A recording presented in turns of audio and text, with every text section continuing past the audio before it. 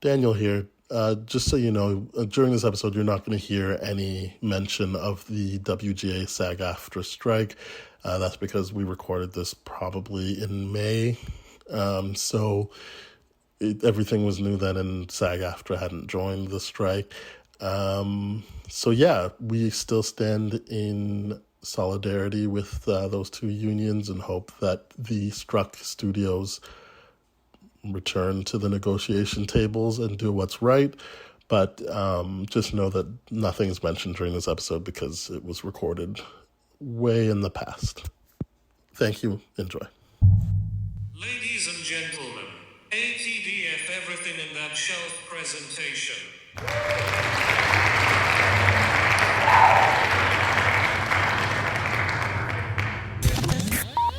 You're now rocking with TDF everything. Spoiled rotten.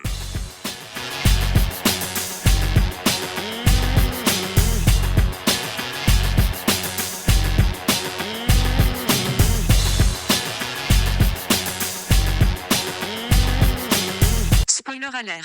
Welcome and welcome back, everybody. Hey. It's me, Daniel, And this is Ben on Spoiled Rotten. on that shelf. Boom. Well, everybody, we have another amazing, cool guest with us. We have Courtney Small. I didn't bring up my thing. I wanted to get this right. So you are a senior critic at that shelf. That's how I feel like we met. But you've been published in POV magazine. You're the founder of Cinema Access. You've written for Leonard Maltin in the Seats, Black Girl Nerds. I believe you're also able to vote in the Golden Globes, if I'm not mistaken. You're part of the Toronto Film Critics Yes. Association.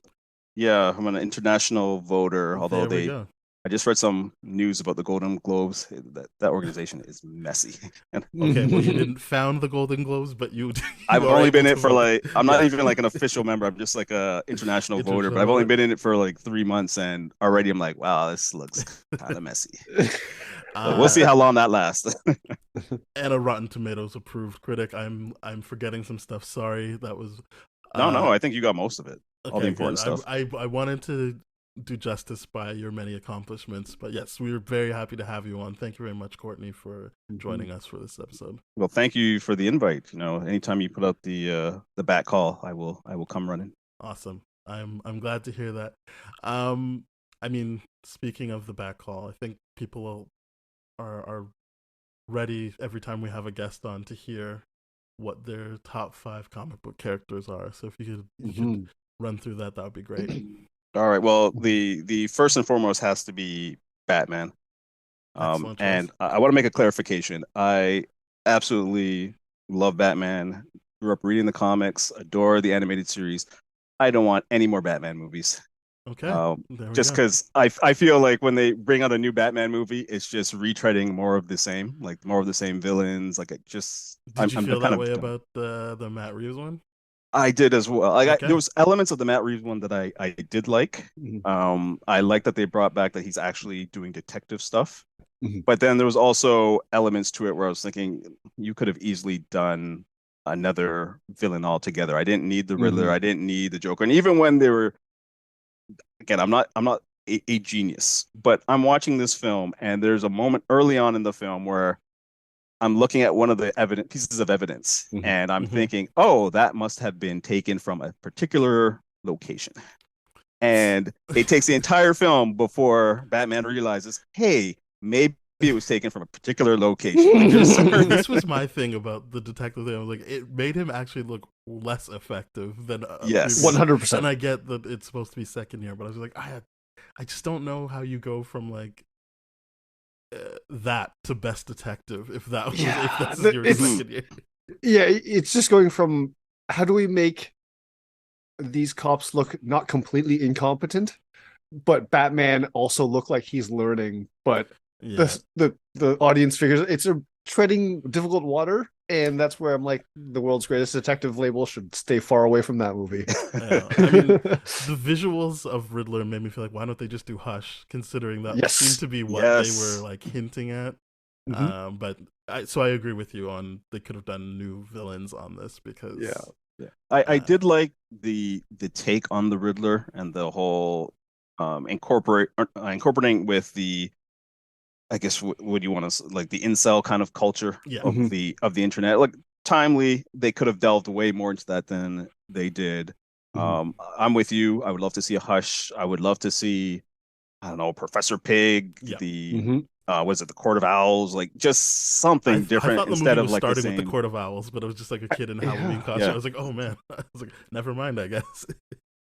Okay, number one is So those Batman. are villains that you would be a little bit more excited to see, like a part of the thing. Okay, Yes. I like Yeah. that. Yeah. Yeah. Like I just feel that every time they reboot any comic book series, they always go back to who were like the top five arch Yeah. nemesis. And Yep. there's only so many times you want to see Superman fight Zod. There's only so many times you want to see the 18th incarnating version of the Joker. You know, like there's just they can give Joker a rest, and Mhm. it's kind of what I liked about the Tom Holland stuff until they got to No Way Home, which was Kevin Feige saying we're gonna do the villains people haven't seen yet. So I appreciated that going into it. Yeah. True. All right. Strong number one. Yeah. Number two. Number two again goes back to my childhood, and it's got to be Spider-Man. Yes. I think this is the superhero that every child gets indoctrinated with. Partly because he's the one that most kids can identify with. You know, the young man struggling at high school, struggling to get the girl of his dreams. He's actually smart, but can't really handle like a day job because he's got these superpowers and he's trying his best to be a hero. And he's also got a really cool rose gallery of villains. Yeah. And I've always thought that he was an interesting, and again, I'm more of the Spider-Man generation. My son is now growing up in the Miles Morales era, which I absolutely love for him. And I love both of those Spider-Verse films.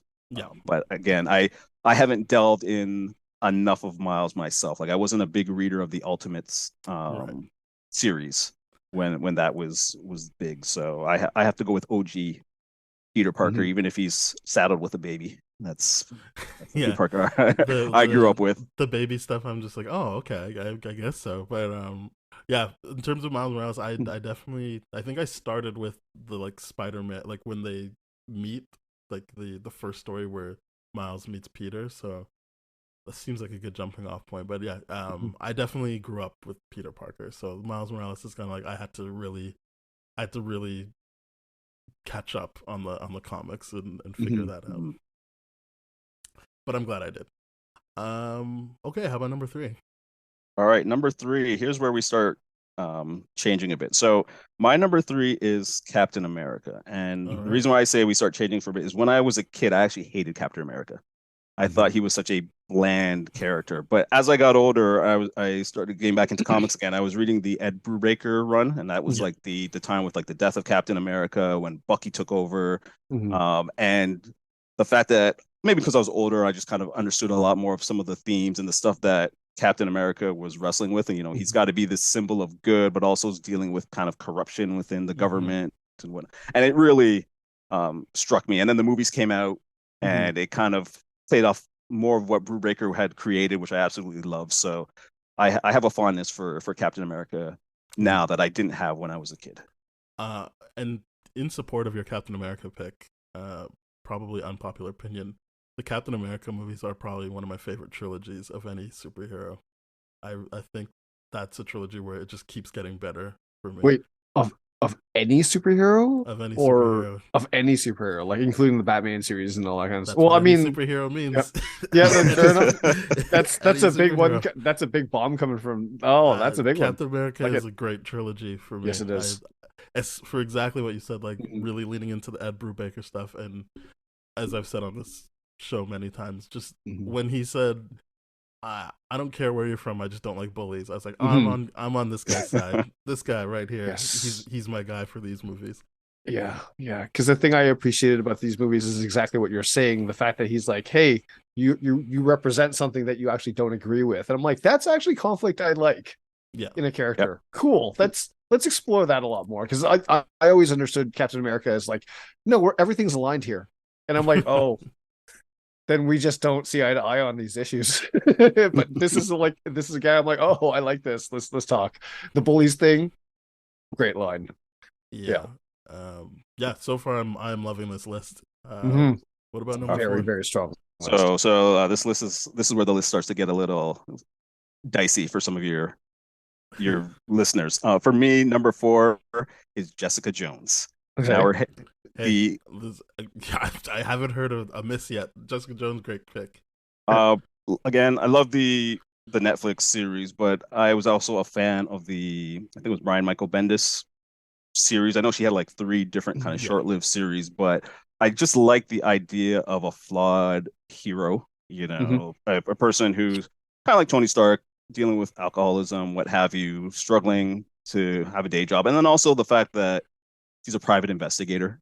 I enjoy murder mysteries. I like the idea of having a PI superhero. One of the things about comics that kind of annoys me is that everyone has to have like elaborate costumes and their powers has to have like an equal counterbalance to that power, or Yellow Jacket and Ant-Man kind of thing. And sometimes I'm like, I just want to see someone who has powers that's struggling to make it through life, that doesn't have the fame and glory of a Captain America or Tony Stark. Like, how do they exist in that kind of world? I think I came to the comics after the show. I didn't read anything before the show, and that first season, that would be my favorite of when they were doing like the Netflix Marvel stuff. That was my favorite. The first season of Jessica Jones was my favorite of all of that stuff. I think that's such a strong season of television. And then they kind of like coasted off of that goodwill, but like I think that first season I don't feel any way about saying that was my favorite of anything they did on Netflix. I agree, and the Netflix series of shows brings me to my 5th choice, and I struggled with this one, and partly because of the Netflix show. So I was a big fan of Iron Fist, and that was going to be my number 5, based off of the comics. Again, Ed Brubaker, I was a big fan of like pretty much anything Ed Brubaker did for like a good decade. I would just read. So when he was doing Iron Fist with Matt Fraction and started that whole run, absolutely loved it. Was super hyped for the show. And then I watched the Netflix series and I had to literally put away the Iron Fist comics for a good portion of time. And I did not want to touch it because I felt the show the casting was bad. The actress that played Colleen Wynn was fantastic. They should have given her and Misty their own show. She 100%. Her and Misty are the best parts of that show for sure. Yeah, give them like a Heroes for Hire or whatever thing. But when they did the Defenders and Iron Fist shows up, he ruined everything. So why does this guy get to be here? I really do want to go back and read the Ed Brubaker stuff because I think, he's just a guy that really gets me into characters if I wasn't already into them, and I can't even say because I didn't read much. I only read some Heroes for Hire stuff with him and Luke Cage, where it was kind of, I think I had already watched the show, so I was just like, oh, whatever. But it seems like such a great opportunity for stories, and the show just was not up for it, unfortunately. But I think Iron Fist is somebody a lot of people enjoy, and if you're just basing off comics, then it's great. You're the second guest that's brought up Iron Fist, I think. Right. Yeah. Okay. And it's just one of those things where I'm like, the show is really not doing any of it justice. I know that there's definitely a deep catalog in there for sure, but it's what we're seeing is not fair. And even when you read like the older Iron Fist comics and like the Power Man and Iron Fist. Oh yeah. There's a lot of 70s camp, It's really cheesy. Well, it's entertaining, and it's back at that time, they were thinking they were probably being groundbreaking and edgy, keeping up with the times, and now it looks silly. But some of the more recent stuff, as I said, the Brubaker things was actually kind of interesting, and had the whole conflicts with his identity and trying to represent this nation and the true son of that nation being jilted, all that stuff.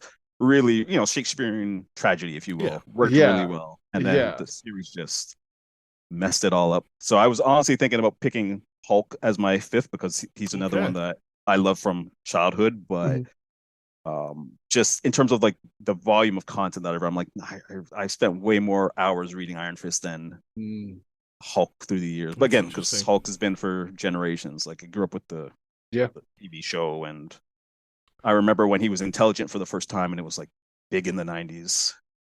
Yeah, like Where it there's a wasn't the lot of two history separate. with Hulk for sure, and So then like he was going to be my choice, but I just like had I to go feel with like Iron even my Fist. mom would be like, "Yeah, the Hulk. I know the Hulk," and Mhm. from before the like '70s show, like because there was like that cartoon where it was only really the mouths moved or whatever. Like Yeah. she could sing that theme song and stuff. So, but um, yeah, I never really got into him until the movies, and then I was just like, okay, I see the appeal here, but I should give the Hulk a fair shake. Yeah, Uh, and I mean now he's kind of just all one and the same. Sometimes they bring back the old Hulk smash, yeah, but I remember dating myself, but back in the '90s, there was a time where he he and Banner had kind of merged, and he was either consistently green or consistently gray, but he was actually intelligent and could yeah, speak. And like back then, it was groundbreaking. Now and you see now in every it's Marvel movie, it's standard. But well, yeah, that's the shock is gone now because of the him showing up even in She-Hulk and stuff. But yeah, I as I said, great list. I think even though you were the second person to say Iron Fist, I think you actually went into it a bit more. So it was nice to have characters we hadn't heard yet. So yeah, it's tough to be an Iron Fist defender in these streets these days, man. It's I tough. mean, it's not like you were saying, "Hey, there's some good qualities about the show." You cited what you liked from the comics, and Yeah. I mean, you don't have to bash the show, but also you didn't say that you liked it, so there you go. Yeah. Yeah. Yeah, thank you very much. Yeah, I just like hearing that from our guests and seeing where they're at with comic book characters. But we are gonna move on to the actual movie of Punisher Warzone. Right off the Uh, top, I'm going to say that I've never seen this movie before until today. oh wow. This is the first time viewing for me, so this was a delight. I cannot wait to hear your opinion on this. Well, yeah, Ben, you could just start. Like, I guess this isn't a revisit for you. So This is how did not a it feel to revisit for me. just enjoy it for the first time?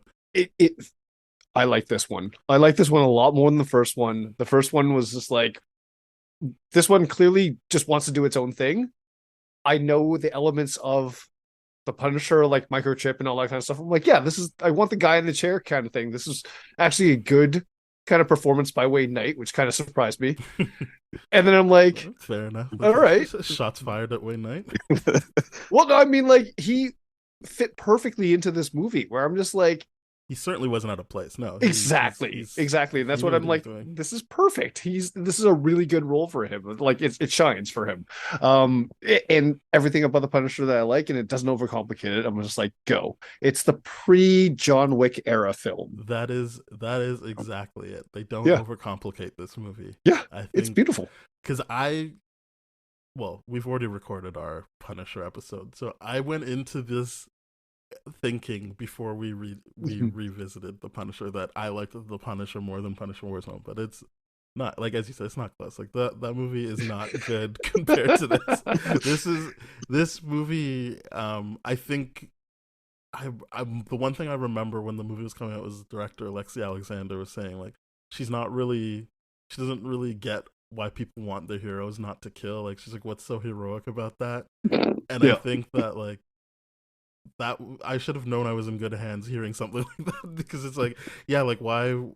That's kind of what you would want out of the Punisher is he's there to Yes. be like, this is the right thing. Like you should die for what you've done, and you don't have to be like that's the way to live. But for that character to believe that's what the character's doing and that he doesn't have some weird morality thing was like, well, I can't kill them, makes sense to just move forward with that. So like you, I would say I like this more than the first Punisher, and I didn't think that was going to be the case. Quick clarification, just for Yes. my purpose. When you said the first one, are you talking the Thomas Jane one? Yeah, Or Oh, sorry, absolutely. Dolph Lundgren? Sorry, not Okay. Dolph Lundgren. Okay. Just want to make sure. Yeah, Thomas Jane. So not the first Yeah. one, but Yes. Yeah. the one that came before this one. I got you.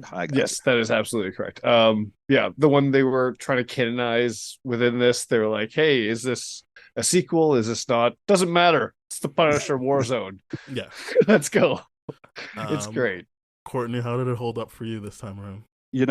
This is my favorite of any of the Punisher works. Yeah. I feel like Lexi Alexander truly understands how ridiculous the Punisher is as a character and how ridiculous the villains are. Like I understand, many people have made the argument to me that Punisher is essentially a more realistic Batman. If the vigilante that kind of takes law into his own hands, but he's just not kind of packaged for children.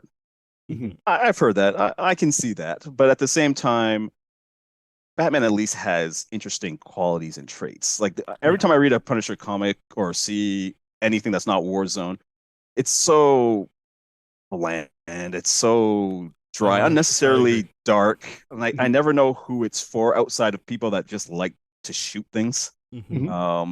Because him moping over his family, like every superhero's moping over someone that they've lost. Whereas this film, the opening sequence alone, he kills 10 people at the dinner table before anyone can even react. The whole thing, it's great. And he spins around on a chandelier upside spins down. on a chandelier. Great. I'm so glad you brought that up. He's not it really looks that stupid. Fast. No, he's not fast at all. No, he's just a force of nature in this movie. And I think the other thing I liked about it was it's not overcomplicated, but it, like you, this is my favorite Punisher, and I wasn't expecting to say that going into this, but it really is my favorite version of the Punisher in film or TV. And the thing that worked for me in the Daredevil show, because I did not like the Punisher solo series, but like in Daredevil when he showed up in season 2 was, this character already knows they're right. Like we don't have to agree that they're right, but he has he's not conflicted about this. He's like, no, this is the right thing. And I would do it 100 times over. I'm doing the right thing. And this movie puts him in a situation where he has to like atone for something, and not in a it's not in a forced way. It's like, well, you killed someone that was trying to do what you were doing and they had a family. So that is going to put you at odds with yourself. And it's not like, he already kills the person. It's not like, maybe I shouldn't kill the bad guy. It's just like, oh, you killed the wrong guy. And now you have to like, now you're forced to interact with other people to like atone for it. But that's as far as it goes. It's not like this big issue he has. It's just like, oh yeah, I messed up. All right, I'm gonna fix this. I like that there's moments where it's like, hey, we're clearly connecting this to his wife and daughter and all that kind of stuff. He's opening up a little bit, and then they shut that door back right there, and then they're like, yep, they're safe. He's Punisher again. I'm like, perfect. This is good. I want a little bit of emotion out of him. But then the rest of it's just and I like that the kills are not clean. I really like that. These are some gruesome, like I remember he literally shoves a chair leg into someone's face. And I'm like, this is great. Yeah. This is great stuff. I think he just punches someone's face in too at one point. Like I was like, wow. It's like, wow, okay. And unlike the Thomas Jane one, the villains actually stood out, like Jigsaw and Looney Bin Jin. Like I was on the ride with them. I felt like, okay, like they are, I'm not worried they're gonna kill the Punisher, but it's like they're still menacing in their own way. Like they will do anything. And yeah, I thought that it was just a good use of these characters, and they entertain you the whole way through. I do agree with that with the villains, because I don't feel like ever they're. I'm like, you're not a threat to the Punisher, but you are a threat to literally everyone else in the scene, and that's actually interesting to watch. Versus Travolta, I'm like, you're really a threat to your own operation because you keep screwing up business interactions. This one's just like, okay, I get why they're not coming at him with a full army yet. They're down and out of the count. First scene explains it. This is kind of great. I'm watching a hero and a hero struggle a little bit, and a villain just really. This is more about a villain uprising than anything else, but stumbling on the thing. But it's more of the villain story, and they're having more fun. Yeah, they're having more fun.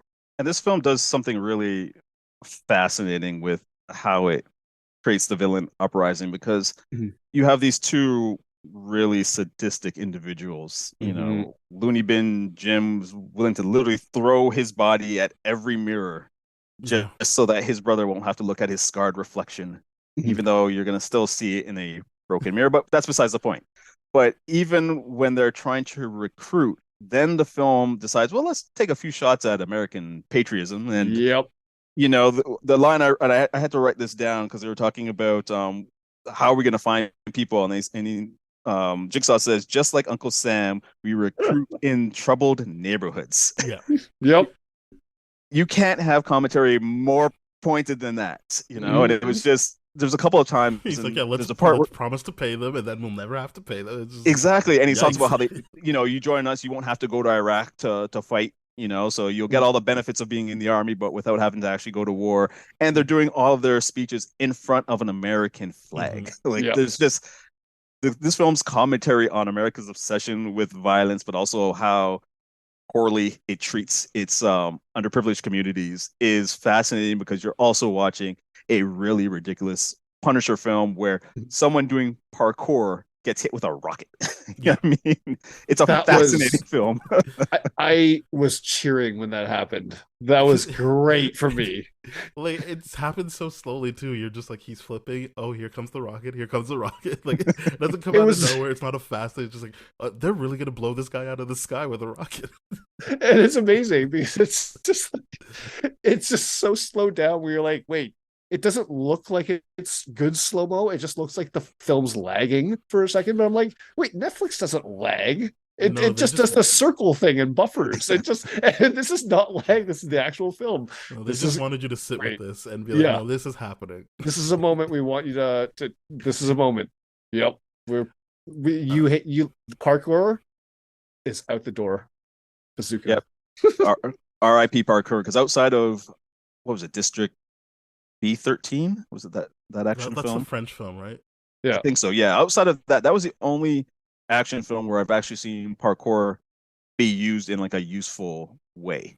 Right. Most of the time when you see parkour, especially in action films, it really Yeah, makes you no could sense. just And here they jump didn't from there even to get there. a chance to do anything. Yeah, they just did one jump and oh, you're dead. And Yeah, that's the end of Yeah. parkour in this film. It makes literally no sense to me because I'm like, okay, the entire time you see them doing parkour stuff, I'm like, you're hanging out in your pad. You're just like, you're just doing parkour. Like, that's not a part of this at all. I think they're just like, hey, you know that parkour fad? It's trending right now. Let's put that in Yeah. the movie too. Like, and great. then get rid of it. Yeah. And then make commentary, shoot it in the knees. Um, well, I'm glad that we enjoyed revisiting this because well, I know you wanted to pick this one, so that was good going into it. I was just like, oh man, I hope I like it, but yeah, I don't really like. It's a movie that knows what it's trying to get across to the point of Yep. like, I don't know how you guys feel, but I just felt like they weren't even really trying to characterize the Punisher anyway. Really, Nope. he's just like he's got a mission Yep. and he's He's gonna just like, complete it. they even tell you it's like, okay, I like the part where he's like, oh, this detective that's going along with this crimes unit that's for the Punisher is like, nope, this is how we're going to get updated to this version of the Punisher and what happened to him and what he's been up to. This is perfect. It's it's a dialogue thing. And it's like, okay, he's got one more person to kill and it's Jigsaw. He thought he killed him, he didn't, which is really the way he killed him. Oh my god. I'm like, you I survived mean, that? like at the beginning of the movie. Oh yeah, Oh yeah, he tried to like with the glass thing. I'm like, wait, how are you not dead? But okay, this is great motivation. I understand why this guy would want to go get back at you. 100%. I And I thought feel that like his sorry, I didn't mean to cut you off. I was gonna say I feel like his body would have been more disfigured. yeah, Like I know not on just his his face. hand you see a couple of scars, but you would think he would have been like barely able to walk. Yeah. Yeah, Yeah, there would like have been a not lot of full downtime. speed sprinting or anything like that. He'd be literally like this, more like Mr. Glass out of, Mm-hmm. damn Night Shyamalan stuff. I mean, I know it's obvious stuff, but um, knowing the Jigsaw character from the comics, I was just like, oh, like I really like how they're playing up how vain this guy is. Like he's like Mhm. he can't even really like deliver the news to the mob boss without like checking himself out, Yeah. and it just makes you feel like, oh, this is gonna be so great when he's ugly, like when he when he Yes. gets his face messed up. As you said, like you're just like, yeah, like he's gonna come for the Punisher after that. Like it doesn't Yeah. matter what happens. You made him look ugly, and I'm like, yeah, he's gonna come for you. Like he'll throw everything he's got at you now. Yeah. I really like Courtney when you said that mirror scene because I'm like, yeah, he genuinely has a real emotional moment. He breaks down, he's Yep. vulnerable, and like his brother does the thing. And I'm like, this is actually a lovely supportive thing if they weren't psychopathic maniacs trying to kill people all the time. Like, Yeah, I was pulled in by their brotherly love, like the way that yes. he's like, no, his name is James. It's not Jim. It's not Looney Bin. Like Mhm. it's not LBJ. And I'm like, hey man, like good for you for sticking up for your brother. And then Yeah. his brother shows him the exact same amount of love when he gets out. Yeah. I like that when he like shows up and he's like, wait, is that you? You look great. And I'm like, that's amazing. He Yeah, he obviously knows he does it, but he's yeah. just so loving and supportive of his brother that he's just gonna say the thing that he needs to hear. Great. Love that relationship. Would love for them to I'm very interested how they created that loving, supportive relationship within the crime family dynamic that they did. I think it's worth a look.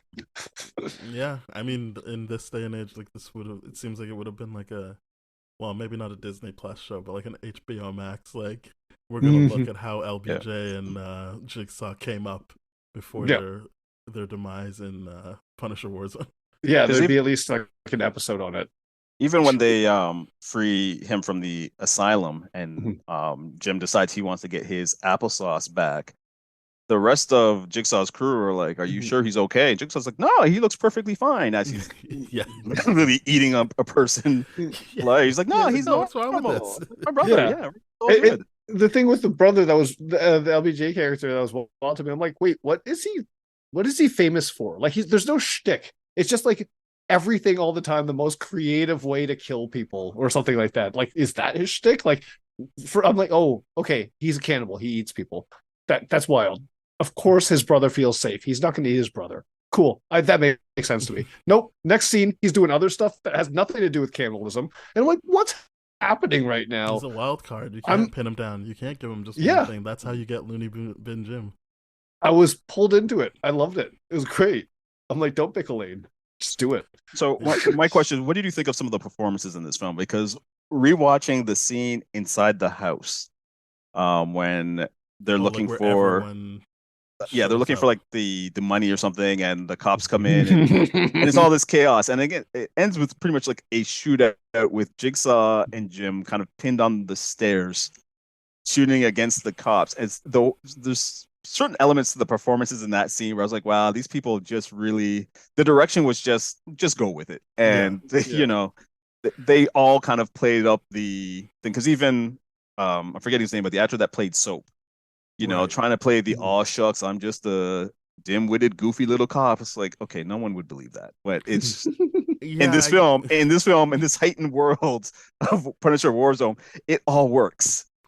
Yeah. I would say that yes, nothing feels out of place, but it is, you definitely have to like meet the movie where it's at. Like Yes. it's not to answer your question, yeah, like if you took a look at these performances in a vacuum, you'd be like, this is stupid. Yeah. But I think that maybe just because Lexi Alexander had an idea in her head of what she wanted to get done, everything works well together. You might not be able to break it apart, but when you just take it as a whole, it works still. Yeah. Everything's dialed to the right amount of ridiculous that I'm just like, I'm forgiving every part of this movie. It's like when I watch a Nicolas Cage movie, I'm like, I'm not watching this for acting, but I am because it's great. But I'm not actually watching it for acting. I just want to see where this goes. And this movie does that for me. It's great.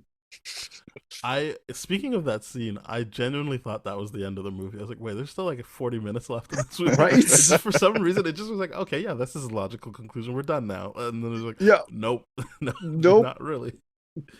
I think that would be one thing. It's like the pacing felt a bit off, just because it just felt like, okay, yeah, Yeah.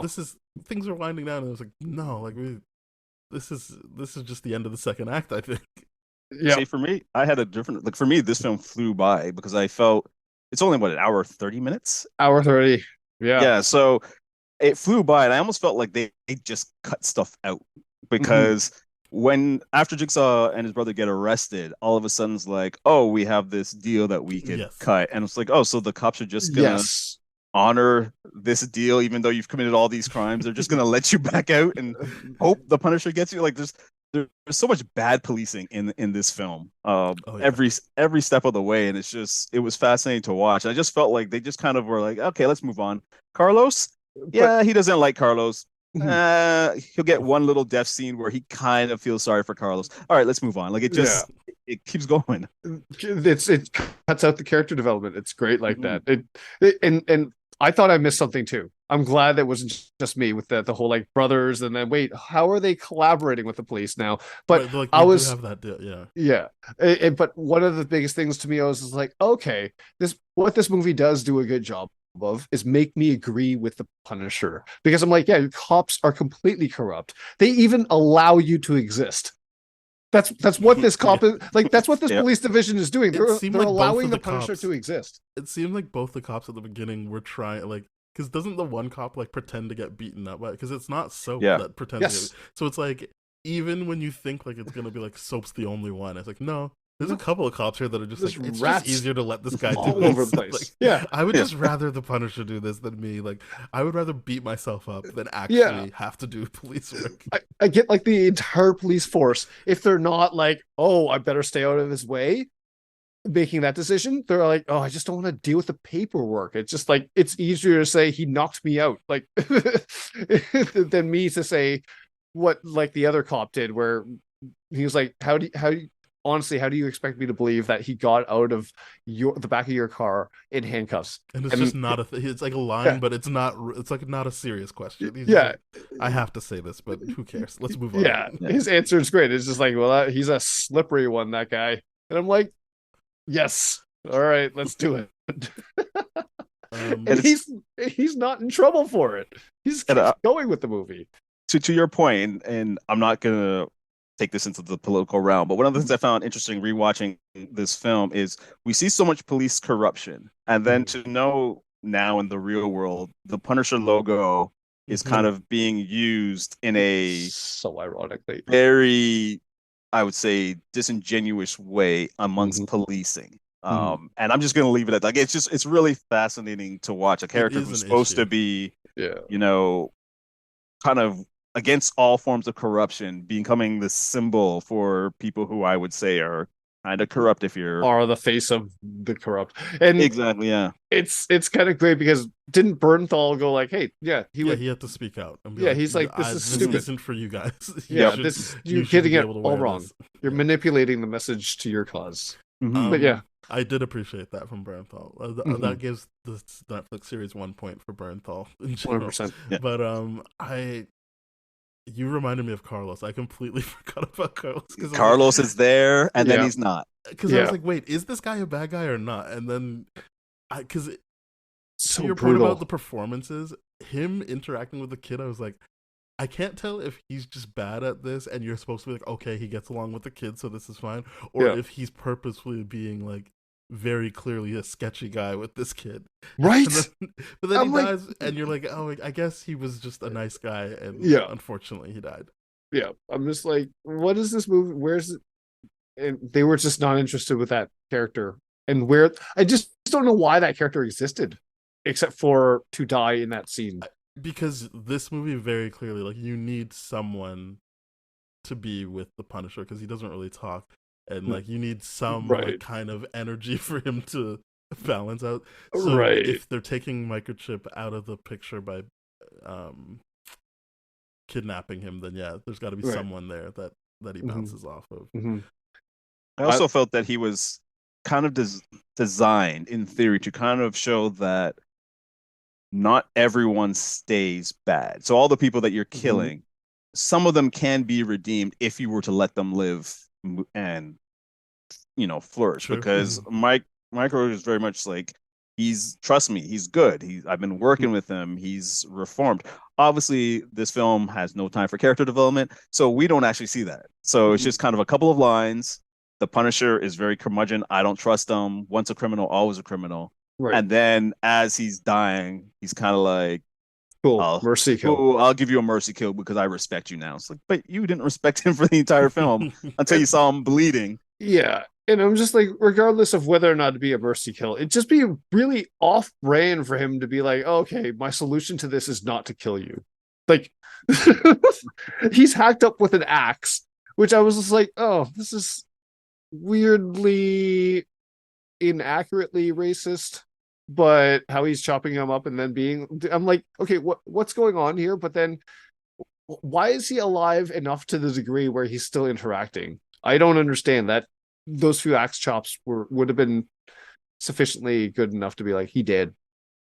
Well, I think the movie's very good at being like, this is a cartoon. Like, it's not true. Like, you couldn't punch through someone's face the way he does. You couldn't really do any of the stuff he's doing. So I think you're just supposed to be like, he's in a lot of pain.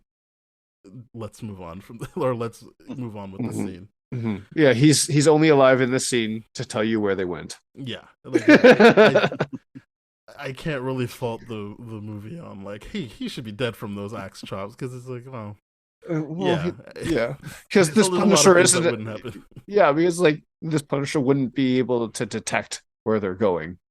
He has to be told. He's not a detective. They told us microchip is the right direction, and he goes. Yeah, microchip is the brains behind the organization, and well, he's ironically not anymore. He's not qualified for that job at the end of it. I guess that is another plus for the movie, is that it does feel like this is another like story for the Punisher. It kind of picks up. There's no real like attempt to be like, hey, like this is the origin or whatever. Like, this is you just know microchip. You just know these people, and then I think they do go back to his grave so that you can be like, oh, okay. Yeah, they do at the beginning for like a quick PTSD flashback. But it is just like, yeah, this is just another, like, it feels like another comic issue. Like, it's not really anything special. They tried to weave the retirement into this, though. You know what I mean? And that's like the part where I'm like, you wanted to write that part, but not the actual like character development part, because it's weird. It's weird how they try to be like, oh yeah, he's killed the rest of the crime families, and then he's gone to the gangs to recruit, which is clearly he hasn't killed them all. Or the competent one. He's killed the most competent ones, at least. It's just this weird storytelling where it's supposed to be his retirement, but you know the Punisher? Yeah. I don't know what you mean. They were saying like, after this, I'm done. He even tried to be like, I'm done, and then the walkout, and then he comes back to be like, yeah, I'll kill this last guy and all this kind of stuff. So yeah. I feel like they tried to write the retirement into this, but I'm like, you walked it right back immediately with a really, really cool image too. I was like, oh, that works for me. All right. He still wants to be the Punisher. Cool. No character development whatsoever. They had the whole guilt when I guess it was, sorry, Grace's mother, I think it was Angela. So I'm forgetting. I keep wanting to say Julie Benz, the actress that plays her. I was just going to say from Julie Dexter. Benz. Yeah.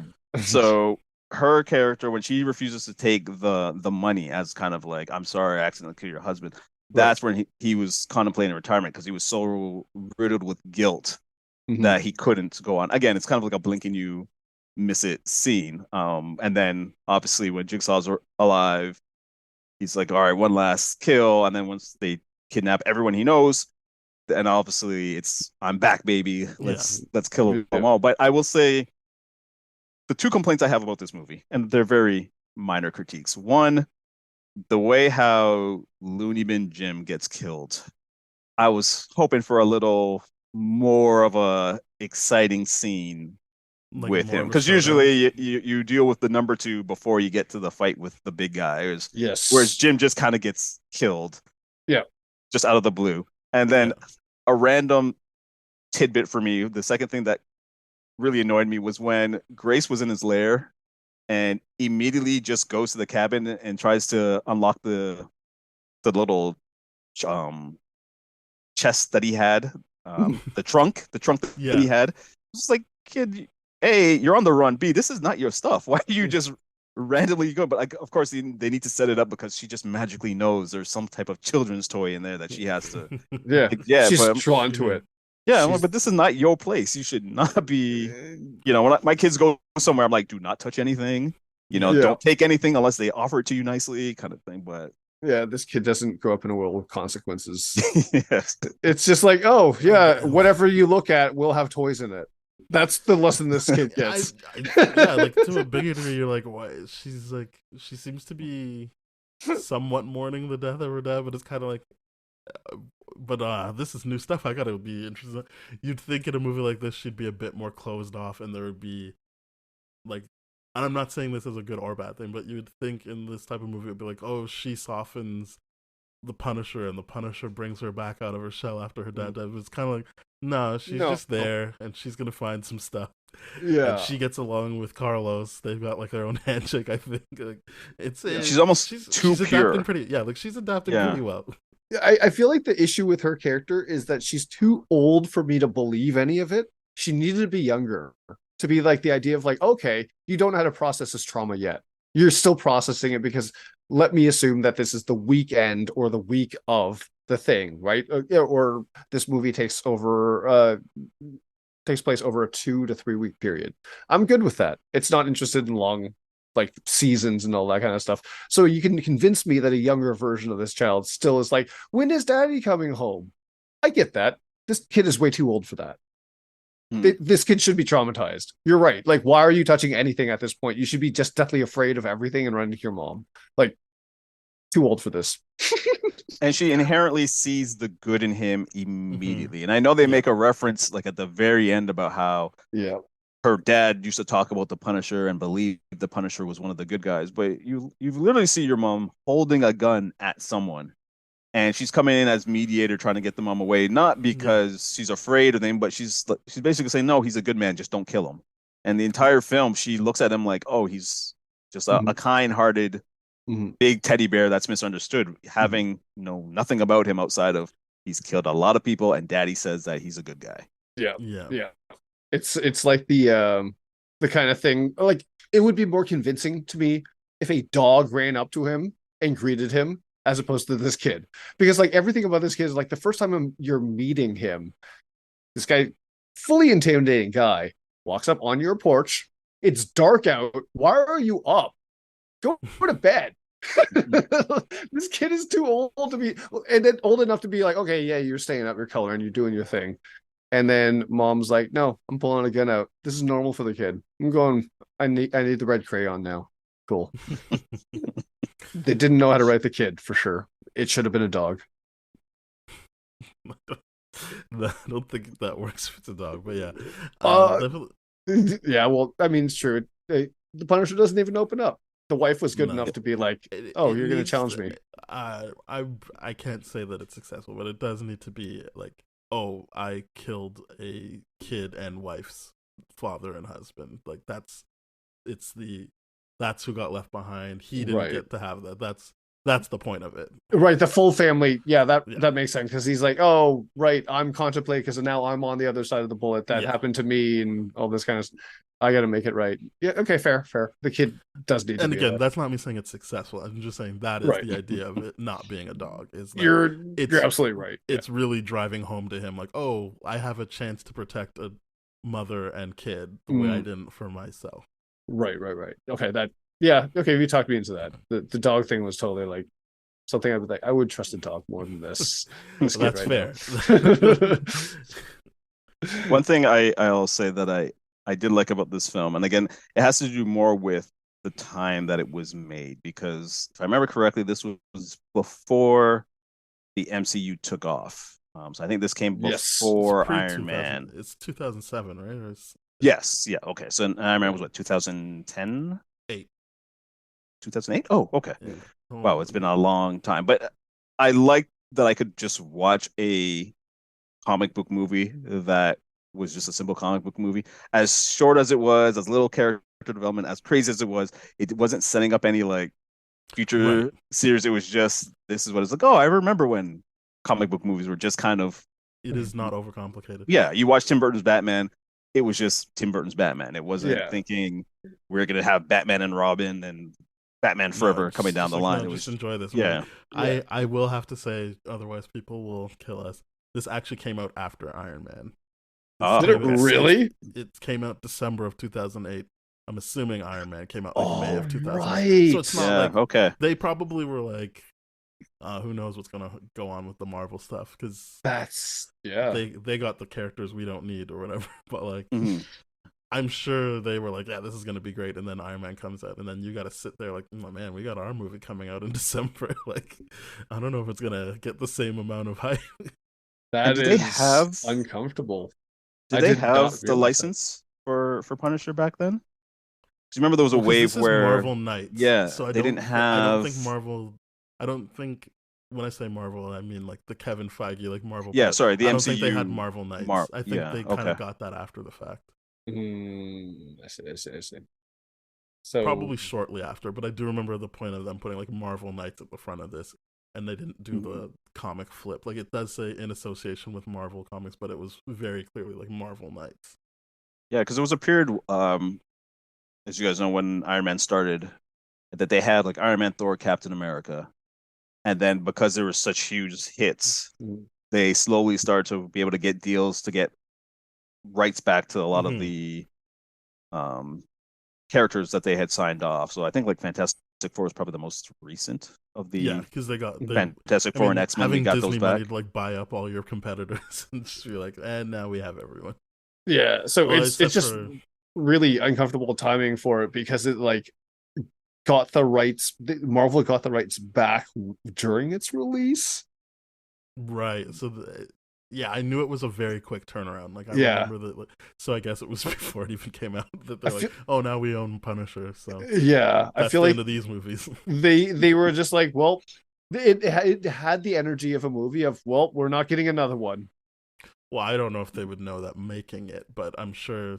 No, Because it does. it, It feels like yeah, like you could pick this up later if you wanted to. Like yep. there's nothing shutting everything down. That's what I was saying. Like it just felt like another issue of Punisher. Like there was nothing that was like this is definitively the end or like this is starting something new either. It was just Mhm. like yeah, you want to get him again, you can, but then Marvel got the rights back, and it was like, well, we're never doing this again. Like not a Yeah. rated R like bloody thing, and I guess they could now. It seems like they're open to it now, but who knows what they'll do. But would they? Like I wonder with the current state of the MCU, and I know you've got the shows, you've got the movies, and the characters from the shows are going to be in the movies whenever we get the next big Avengers film. But again, Punisher always feels like that odd character. Like Howard the Duck would probably feel more fitting Yeah, in the Oh, MCU 100%. currently than I think Punisher they're gonna keep because him to a show. I think he's they just would keep not him to that a show. interesting. He's Certainly not. not to me. I don't think that there's. I think it only really works in movies like this where you're not trying to serialize it, and like it's just like this is a one-off. Just enjoy this for Mhm. what it is because that was my problem with the show. Is like he doesn't really have an internal conflict. He thinks he's right, Yeah, so you can't really like go anywhere with him. it's a one note thing. You just And this movie actually successfully gave him a bit of conflict to at least be like, well, this is why he would care. Like, this is why he Mhm. would divert and be like, I have to go do this. Not like he was like, maybe I've done my whole life wrong, but he at least was like, no, I have to make up for this. Yeah. And I think that's interesting, but you can't really prolong it unless you did this similar thing. Like, he kills the wrong person and you do a whole season of him Mhm. being like, I got to atone for this. Yeah, I can't really see them successfully doing a show, but I'm willing to see what happens when it's like actually the movie people doing it instead of right. when they had the breakdown of like, well, these are the TV people, these are the movie Mm-hmm. people, and they don't really talk to each other. So I thought if they were to do anything like that, it would have been Thunderbolts. To be like, we can put him in Thunderbolts, but even like, and that's a stretch too, because you're like, he still wouldn't. You'd be like, oh no, they've got something on No, him, he's or like not. this is a part of his parole statement, like very Suicide Squad esque type thing. Like that would 'Cause, like, convince they me. didn't even but put him in the Defenders, which I thought Yeah. because he's not the whole. I think we said this on the Mhm. other episodes, he's not really meant for like, oh, I mix with the other characters. No, like yes, he has. There's no doubt about it. Mhm. That's how he started. He was tracking down Spider-Man. He Right. has interacted with the others, but I think what people like about him in his current form is that he doesn't really have to deal with the other characters. Right. He does his own thing. Yeah, because to a big degree, the Punisher is only interested in working to people as long as it completes the mission, right? Like Yeah. that's why he worked together with people for the Spider-Man thing. It's just like, oh, it's to complete a mission, and then he realized it went wrong or something like that. Cool, he's going to close out the story. He's going to see it through. Awesome, but it's never like, hey, you know who I need help from is Spider-Man. Let's call up. It's never like that. So I'm like, he wants to be alone.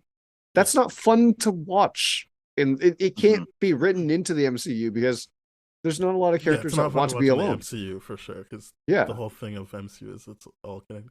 But again, they did a pretty isolated Moon Knight, and there's varying degrees of success to that. Yeah, but you can adapt Moon Knight into any aspect of the MCU. You can make him like a more serious Deadpool. The personalities. The thing with Punisher, and I was thinking about this watching Warzone, Daredevil essentially covers the exact same terrain because Daredevil is operating in Hell's Kitchen. Yes. You know, like it's the grimiest of the grimy he's dealing with, just similar to Punisher, but yet they find a way to make that character so layered and so interesting, and the people he interacts with, and partly because you see his day life as a lawyer, what have you. That I could see Daredevil easily popping in any Marvel film moving forward. The Punisher is just one of those characters of I guess the whole Marvel Knights, Marvel Max roster of characters where like he just doesn't fit outside of the people that just want to see a John Wick movie. But even John Wick makes you care for John Wick. Like none of these films or shows make you care for the Punisher. You're just certainly it didn't work for me. I know people who like really like the shows, so I can't. I mean, it just didn't work for me. It was like I think the first season we didn't even bother rating it. We were just like, we're talking about this, but like this just didn't work for us. It's that's where we came to it. This one I could root for. This was definitely the most enjoyable Punisher experience I've had because it just was interested in what I was interested in, is watching an action movie that was just on brand with itself. I'm like, good. I don't want to contemplate too much character development with this, and neither did they. Yep, they understand it's a silly world he operates in. It's kind of a silly character. For some reason, Americans love it, so let's just play it up and just have fun with it. A fun hour, 30 minutes. Yeah, my favorite part of this is definitely like, oh, this is a world where Punisher would exist. Is a world where the cops actually openly allow him to do what he does, because it's like, yeah, you're doing our work for free. So we're not going to get in his way. Cool. Yeah. Like, I'm like, I believe that. I believe that world where he's doing that thing. Cool. Perfect. We've gone a long time. I guess we have to acknowledge that Ray Stevenson recently passed. Yes. That and he like, it's interesting, this performance, because I find him, even though he doesn't have a lot of screen time, he's so fun in the Thor movies. And then like this, you're just like, this guy's giving you nothing.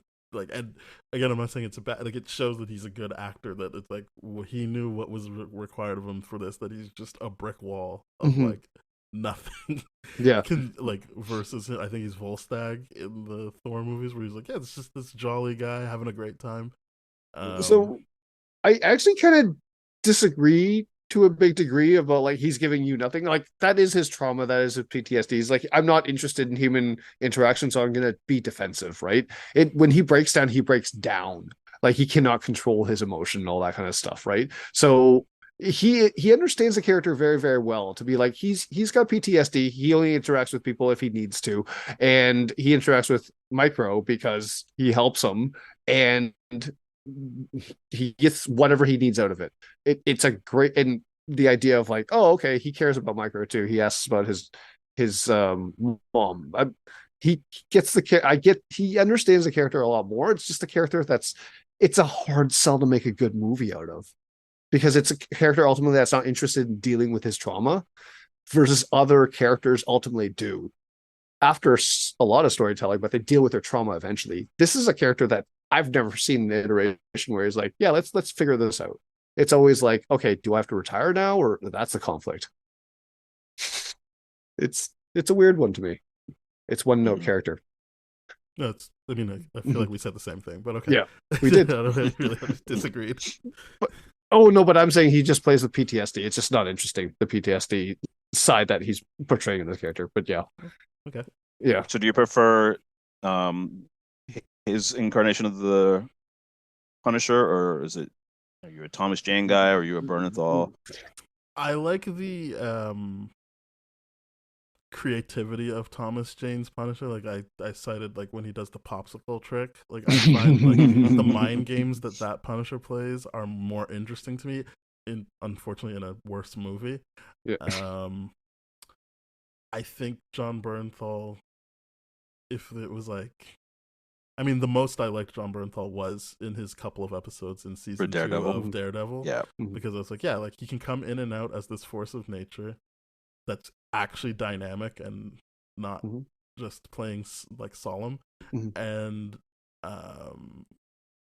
so while I like this movie the best, I think it's because of everything else around it and not necessarily because of the Punisher. I don't think that he's really doing. I understand what you said, Ben. I think we were saying the same thing, but I don't think that given the other characters, I can say that it is a particularly interesting performance, even if it's, as I said, understanding what's being asked of him to do. I completely agree with you on that. He's being asked to not be as interesting as the other people, and I think that having said that, sell. Yeah, he's good because he's, as we said, like everything fits together in this movie. But I think even though I like John Bernthal's like series the least out of all of them, it still was like at least he's got this passion and drive in certain scenes, especially in the second season of Daredevil, where I'm like, that is interesting. If they're bringing him back, I'm glad it's him. And there's the obviously unfortunate death of Ray Stevenson, so he wouldn't have a chance to do it again. But I would like to see what this Punisher did if they were going to give him a bit more of charisma throughout the movie.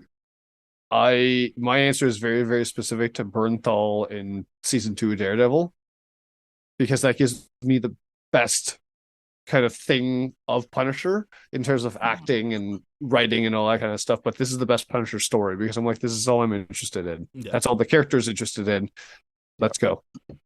What about you, Courtney? I've kind of wrestled with this one because I like all the different actors that have played Punisher. Oh, I don't know about the Dolph Lundgren one, but I like Thomas Jane's Punisher in terms of how he approached it, but that film I thought was terrible. Yeah. I would say Bernthal is the best out of all of them in terms of bringing layers to the role, but he wouldn't be able to pull off this film, and this film is my favorite. So he is not meant for this. True. I don't. He wouldn't be able to pull off this kind of thing. So I would still say Bernthal, but I want a Bernthal, but with this kind of fun craziness, not the the world is so serious. I agree. I don't know, it's just maybe Punisher's a hard sell for us, I guess, but we enjoyed this. That is a good thing. Surprisingly, I thoroughly enjoyed my time with this movie. Was there anything else you wanted to touch on? No. I think we hit all the main points. I was just happy to revisit it. It had been a while, and it didn't let me down. For me, it flew by. It was fun. Yeah. Did we give a number rating? No. This is. I wanted to give a chance to say anything else because this is the time. This is the time of the show where I ask you, Courtney, what would you give Punisher Warzone out of 10? Out of 10, I would give it a solid 7. All right. And I know some people might think that's lower based off of how much fun I had with it, but it's a fun movie. I don't know if I would say it's like a well-formed movie, but I think Lexi Alexander truly understands this character. I just wish they had filled in a few more scenes instead of just chopping it down to how it is. But it's a solid 7 that I would rewatch. So that's what I give it. I'm right there with you. I'm giving it a solid 7 as well. I think, yeah, as I said, it works as a whole. You can't really, for me anyway, break it down into parts. That's kind of where it falls. But I think it's a very fun, solid 7. I'm at 6.5. Excellent. Yeah. Right there, that ballpark. Well, thank you very much for joining us, Courtney. I know it's always awkward to say it, but I would love to have you back if any time. But look, anytime you guys have a free space, just let me know and I will hop on. It's always a pleasure. Until then, where can people find you online? Like anything? This will be coming out like most likely in August. Just letting you know. Okay, that's fine. If there's anything you wanted to promote around then, I would say That Shelf is always the place where you can find me, or you can find all of us. There is something that is coming that I'm doing that might involve the CBC, but I don't know when it's coming out. Okay. And that is all I can say about it. So cool. Hopefully NDAs do be like that. Yes. So outside of that, I will definitely have pieces up on That Shelf. Excellent. By the time this goes up, and you can read some old pieces that I have up on That Shelf. Yeah, please do. Those are great shows. All right, thank you very much. I should say we are part of the That Shelf podcast network with other great shows like Bad Game Movies. Oh boy, Contra Zoom Pod, Springfield Googleplex, just great shows. Go to thatshelf.com. You'll find those shows, our show, more shows. You'll find Courtney's writing. I don't know if they still have your Changing Reels up there, but you did have a show at one point, Changing Reels. Yes, I did have Changing like it's still Reels. on that shelf. I didn't take it down, and I am the manager, so it's still on Spotify. I'm sure it's probably on That Shelf. I may bring it back at some point. I have an idea of how to bring it back, but it's tied to another project that is still in the very early stages. Got it. I don't know when that will be. Yeah. If you want to hear older episodes of our show, please go to tdfeverything.com/spoiledrotten. Our email is spoiledpodcast@gmail.com. Our Twitter and Instagram is at tdfspoiled. And we're on all the podcast networks, so please, I shouldn't say networks, we're on the podcast platforms. Go rate, review, subscribe, follow, share with your friends, do all that great stuff, and give Courtney's podcast Changing Reels a listen as well. If it's still on Spotify, then it's definitely, I've been on it. A bunch of great people that you like have been on it, so go listen to it. And yeah, thank you very much. I will be linking to your social media in the episode, so people can find you there. All right. Thanks again. Thanks for having me. It's been a lot of fun. Thank you for being here. Thank you so much. All right. Bye-bye. Cheers.